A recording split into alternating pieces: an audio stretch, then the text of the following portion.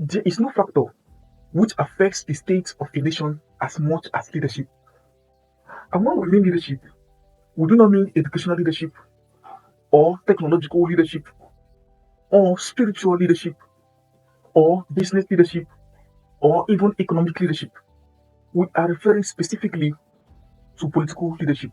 The current state of Africa is the state of African political leadership. Challenging factors which affect nations negatively, such as neocolonialism, tribalism, nepotism, unemployment, corruption, and so on, always are present in the face of bad political leadership, irrespective of how good the other types of leadership are. Political leadership controls the wealth of the nation and determines the destiny of the nation.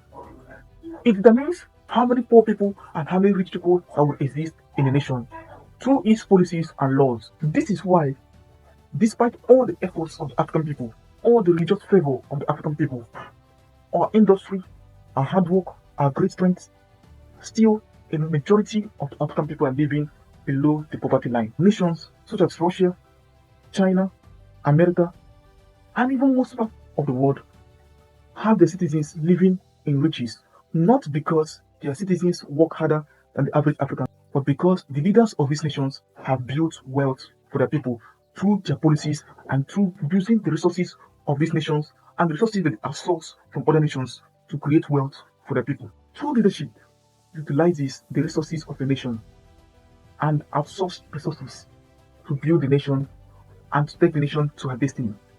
Whereas bad leadership presents the past and the present state of the nation as excuses as to why the nation is not progressing.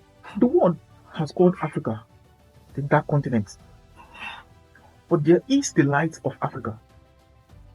And this light of Africa is not the light that shines in bulbs and lamps, nor is it the light of religion, nor is it the light of the sun, nor the moon, nor the stars. The light of Africa is good African political leadership. And this light of African political leadership shall not shine through election or selection, but through the participation of the African people in the African political process. Ensure that only good leaders emerge to rule Africa.